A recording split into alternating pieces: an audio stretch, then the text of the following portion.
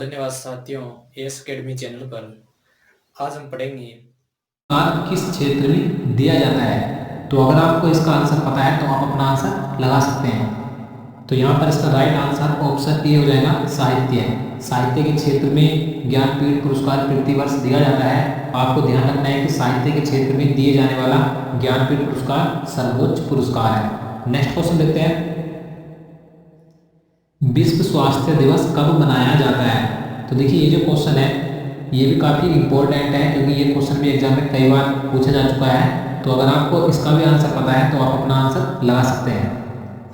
तो यहाँ पर इसका राइट आंसर ऑप्शन बी हो जाएगा, 7 अप्रैल। 7 अप्रैल को विश्व स्वास्थ्य दिवस मनाया जाता है। तो आपको ध्यान रखना है। और देखिए मैं आपको बता दूँ, मैं जितने भी आपके लिए क्वेश्चन लेकर आता हूँ ये ऑब्जेक्टिव टाइप के, तो आपको इन क्वेश्चन से बहुत हेल्प मिलती होगी, क्योंकि अगर आपको किसी क्वेश्चन के बारे में पता है तो आपका रिवाइज हो जाता है। अगर आपको नहीं पता है तो आप इन्हें याद कर सकते हैं। चलिए नेक्स्ट क्वेश्चन देखते हैं। क्वेश्चन नंबर 3 है, सनशाइन विटामिन है। देखिए ये जो क्वेश्चन है ये काफ़ी आसान क्वेश्चन, आपको पता भी होगा, लेकिन घुमा फिरा कर क्वेश्चन इस तरह के पूछे जाते हैं। इस क्वेश्चन में कुछ नहीं है, आपको सिर्फ बताना है कि सनशाइन यानी कि जो सूर्य की चमक, सूर्य की रोशनी से जो हमें विटामिन प्राप्त होता है वो कौन सा होता है। तो अगर आपको भी इसका आंसर पता होगा तो यहाँ पर इसका राइट आंसर ऑप्शन सी हो जाएगा, विटामिन डी।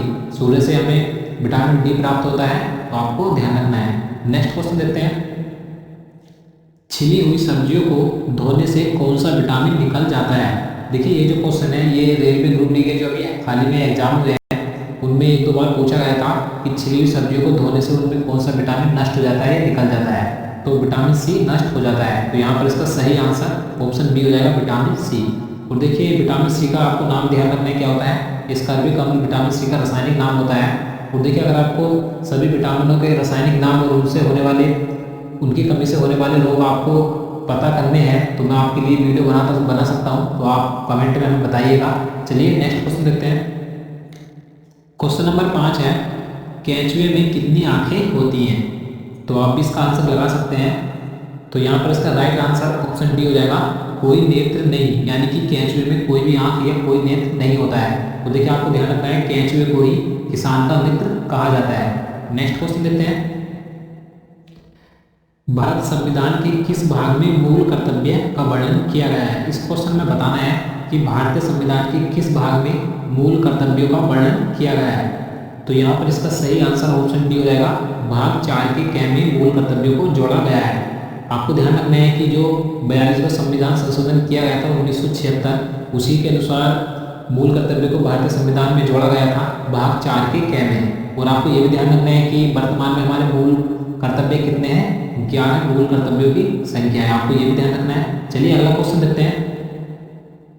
क्वेश्चन नंबर 7 है, संविधान संशोधन का संबंध संविधान के किस भाग से है। इस क्वेश्चन में आप बताना है कि संविधान संशोधन भारतीय संविधान के किस भाग से संबंधित है। तो इसका राइट आंसर ऑप्शन ए हो जाएगा, भाग 20। भाग 20 के अनुसार भारतीय संविधान में संशोधन किया जा सकता है। और देखिए आपको अगर एग्जाम में पूछा है कि किस अनुच्छेद के अंतर्गत संविधान संशोधन किया जाता है, तो आपको ध्यान रखना है अनुच्छेद 368 के अनुसार। तो आपको अनुच्छेद भी ध्यान रखना है। तो चलिए नेक्स्ट क्वेश्चन देखते हैं, हैजा रोग किसके कारण होता है। तो आप इसका आंसर लगा सकते हैं अगर आपको पता है तो। इसका राइट आंसर ऑप्शन बी हो जाएगा, जीवाणु, यानी कि जो बैक्टीरिया होते हैं जीवाणु, उन्हीं के कारण से हैजा रोग फैलता है। तो आपको ध्यान रखना है। नेक्स्ट क्वेश्चन देखते हैं, जोजिला दर्रा भारत के किस राज्य में स्थित है। देखिए ये भी काफी महत्वपूर्ण क्वेश्चन है। तो इसका राइट आंसर ऑप्शन बी हो जाएगा, जम्मू कश्मीर राज्य में स्थित है जोजिला दर्रा। और देखिए आपको एक पॉइंट और ध्यान रखना है कि ये जो दर्रा है श्रीनगर और लेह मार्ग को जोड़ता है। तो आपको ये भी ध्यान रखना है, क्योंकि आपसे एग्जाम में ये भी पूछा जा सकता है। नेक्स्ट क्वेश्चन देखते हैं। क्वेश्चन नंबर 10 है, भारत सरकार का सर्वोच्च विधि अधिकारी कौन होता है। तो यहाँ पर इसका राइट आंसर ऑप्शन सी हो जाएगा, अटॉर्नी जनरल। देखिए अटॉर्नी जनरल को ही महान्यायवादी बोला जाता है। तो आपको ध्यान रखना है कि भारत सरकार का सर्वोच्च विधि अधिकारी महान्यायवादी यानी कि अटॉर्नी जनरल होता है। और देखिए अगर हम बात करें कि महान्यायवादी की नियुक्ति कौन करता है, तो राष्ट्रपति के द्वारा ही इसकी नियुक्ति की जाती है। तो आपको ये भी ध्यान रखना है। चलिए नेक्स्ट क्वेश्चन देखते हैं, हल्दी घाटी का युद्ध 1576 ईस्वी में किन के बीच हुआ था। तो 4 ऑप्शन आपको दिए गए हैं, आप इसका आंसर लगा सकते हैं। तो यहाँ पर इसका राइट आंसर ऑप्शन ए हो जाएगा, अकबर एवं महाराणा प्रताप के बीच हल्दी घाटी का युद्ध 1576 ईस्वी में हुआ था। नेक्स्ट क्वेश्चन देखते हैं, रेबीज के टीके की खोज किसने की थी? देखिए ये क्वेश्चन कई बार एग्जाम में पूछा जा चुका है, तो आपको जरूर ध्यान रखना है कि रेबीज के टीके की खोज लुई पास्चर ने की थी। तो यहाँ पर इसका सही आंसर ऑप्शन डी हो जाएगा। अगला क्वेश्चन देखते हैं, क्वेश्चन नंबर 13 है, शरीर में आयरन की कमी से कौन सी बीमारी होती है? यानी कि शरीर में अगर आयरन यानी कि लोहे की कमी हो जाए तो कौन सी बीमारी या कौन सा रोग हो जाता है?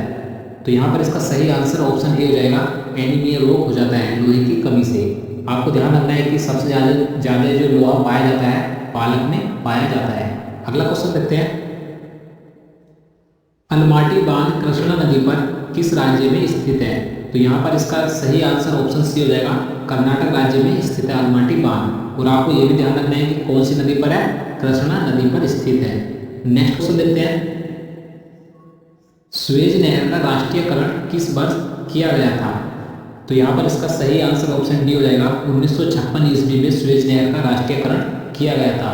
आपको ध्यान रखना है कि ये जो स्वेज नहर है ये लाल सागर और भूमध्य सागर को आपस में जोड़ती है और इसकी जो लंबाई है 165 किलोमीटर इसकी लंबाई भी है, तो आपको इसकी लंबाई भी ध्यान रखनी है।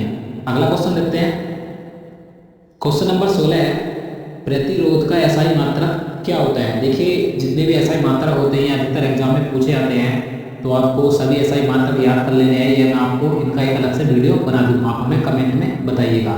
तो यहाँ पर प्रतिरोध का एसआई मात्रक पूछा गया है, तो इसका सही आंसर ऑप्शन ही हो जाएगा ओम, यानी कि प्रतिरोध का एसआई मात्रक होता है। अगला क्वेश्चन देखते हैं, मायोपिया का अर्थ होता है? देखिए ये जो मायोपिया है इसका आपको अर्थ बताना है कि इसका अर्थ क्या होता है, किसे बोला जाता है? तो निकट दृष्टि दोष को ही मायोपिया बोला जाता है, तो आपको ध्यान रखना है। और देखिए निकट दृष्टि दोष को दूर करने के लिए किस लेंस का प्रयोग किया जाता है? अवतल लेंस का प्रयोग किया जाता है। और अगर हम बात करें कि दूर दृष्टि दोष को क्या बोला जाता है, तो आपको ध्यान रखना है हाइपरोपिया बोला जाता है दूर दृष्टि दोष को। और इसके निवारण में किस लेंस का प्रयोग किया जाता है? उत्तल लेंस का प्रयोग किया जाता है। चलिए नेक्स्ट क्वेश्चन देखते हैं, महात्मा बुद्ध ने अपना प्रथम धर्म चक्र प्रवर्तन किस स्थान पर दिया था? देखिए इस क्वेश्चन में पूछा गया है कि जो महात्मा बुद्ध यानी कि गौतम बुद्ध थे, उन्होंने अपना प्रथम उपदेश यानी कि धर्म चक्र प्रवर्तन किस स्थान पर दिया था? तो यहाँ पर इसका सही आंसर ऑप्शन बी हो जाएगा, सारनाथ में उन्होंने अपना प्रथम उपदेश दिया था। और आपको ध्यान रखना है कि ये जो प्रथम उपदेश था ये क्या कहलाया था? धर्म चक्र प्रवर्तन कहलाया था। नेक्स्ट क्वेश्चन देखते हैं, क्वेश्चन नंबर 19 है, भारत की सबसे बड़ी बहुउद्देशीय नदी घाटी परियोजना कौन सी है? तो आपको 4 ऑप्शन दिए गए हैं, अगर आपको पता है तो आप आंसर लगा सकते हैं। तो यहाँ पर इसका राइट आंसर ऑप्शन बी हो जाएगा, भाखड़ा नागल परियोजना।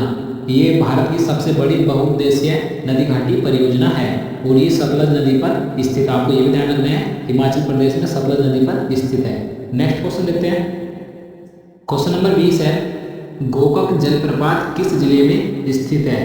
तो ये कर्नाटक राज्य के बेलगाम जिले में स्थित है, तो यहाँ पर इसका सही आंसर ऑप्शन ए हो जाएगा, बेलगाम में। नेक्स्ट क्वेश्चन देखते हैं, किस देश को पहले निप्पन के नाम से जाना जाता था? यानी कि किस देश को पहले निप्पन कहा जाता था, आपको बताना है। तो यहाँ पर इसका सही आंसर ऑप्शन डी हो जाएगा, जापान। जापान को पहले निप्पन के नाम से जाना जाता था। अगला क्वेश्चन देखते हैं, क्वेश्चन नंबर 22 है, काला शीशा किसे कहा जाता है? तो इसका राइट आंसर ऑप्शन ए हो जाएगा, ग्रेफाइट को काला शीशा कहा जाता है, आपको ध्यान रखना है। नेक्स्ट क्वेश्चन देखते हैं, उजला सोना कहलाता है। अब आपको बताना है कि उजला सोना क्या कहलाता है, यानी कि किसे कहा जाता है? तो कपास उजला सोना कहलाता है, तो यहाँ पर इसका सही आंसर ऑप्शन सी हो जाएगा। नेक्स्ट क्वेश्चन है, मछली के हृदय में कितने प्रकोष्ठ यानी कि चैम्बर या कक्ष होते हैं? तो यहाँ पर इसका राइट आंसर ऑप्शन बी हो जाएगा, मछली के हृदय में 2 चैम्बर या कक्ष होते हैं, आपको ध्यान रखना है। और अगर हम बात करें कि मनुष्य के हृदय में कितने कक्ष होते हैं, तो 4 कक्ष होते हैं। और मेंढक की अगर बात करें तो मेंढक में 3 होते हैं, तो आपको ये तीनों ध्यान रखने हैं। नेक्स्ट क्वेश्चन देखते हैं, क्वेश्चन नंबर 25 है, प्रिंस ऑफ वेल्स कप किस खेल से संबंधित है? तो यहाँ पर इसका सही आंसर ऑप्शन बी हो जाएगा, गोल्फ से संबंधित है प्रिंस ऑफ वेल्स कप, आपको ध्यान रखना है। अगला क्वेश्चन देखते हैं, भारत की सबसे बड़ी कृत्रिम झील कौन सी है? तो यहाँ पर इसका राइट आंसर ऑप्शन ये हो जाएगा गोविंद बल्लभ पंत सागर भारत की सबसे बड़ी कृत्रिम झील है और ये यूपी के सोनभद्र में स्थित है, आपको ध्यान रखना है। अगला क्वेश्चन देखते हैं। क्वेश्चन नंबर 27 है, इंडिका किसकी रचना है? तो देखिए काफ़ी आसान क्वेश्चन है, आप इसका आंसर लगा सकते हैं। तो इसका राइट आंसर ऑप्शन ये हो जाएगा मेगास्थनीज की ये रचना है इंडिका, आपको ध्यान रखना है। अगला क्वेश्चन देखते हैं, लाख बक्स किसे कहा जाता था? तो देखिए लाख बक्स की उपाधि यानी कि लाख बक्स किसे कहा जाता था? तो कुतुबुद्दीन ऐबक को लाख बक्स कहा जाता था। तो यहाँ पर इसका सही आंसर ऑप्शन ए हो जाएगा। नेक्स्ट क्वेश्चन है, क्वेश्चन नंबर 29 है, 1 रुपये के नोट पर किसके हस्ताक्षर होते हैं? तो यहाँ पर इसका सही आंसर ऑप्शन बी हो जाएगा वित्त सचिव। वित्त सचिव के हस्ताक्षर होते हैं 1 रुपये के नोट पर, आपको ध्यान रखना है। और बाकी जितने भी नोट होते हैं उन पर सभी भारतीय रिजर्व बैंक यानी कि गवर्नर के हस्ताक्षर होते हैं, आपको ये ध्यान रखना है। और अगर हम बात करें कि वर्तमान में वित्त सचिव कौन है, हाल ही में बनाए गए हैं AN झा यानी कि अजय नारायण झा, हाल ही में भारत के नए वित्त सचिव बनाए गए हैं। मैंने आपको इससे पहले जो वीडियो अपलोड किया था उसमें मैंने आपको बता दिया था, अगर आपने वो हमारा करंट अफेयर्स का वीडियो नहीं देखा तो आप उसे एक बार जरूर देखिएगा। नेक्स्ट चलिए नेक्स्ट क्वेश्चन देखते हैं, भारतीय रिजर्व बैंक का मुख्यालय कहाँ है? यानी कि RBI का मुख्यालय कहाँ पर स्थित है? तो इसका राइट आंसर ऑप्शन डी हो जाएगा मुंबई। मुंबई में RBI का मुख्यालय स्थित है। तो लाइक करना, सब्सक्राइब करना और दोस्तों को भी शेयर करना। अगर आप हमारे चैनल पर नए हो तो चैनल को सब्सक्राइब और बेल आइकन बटन को जरूर दबाना। दोस्तों आज इतने काफ़ी। जय हिंद।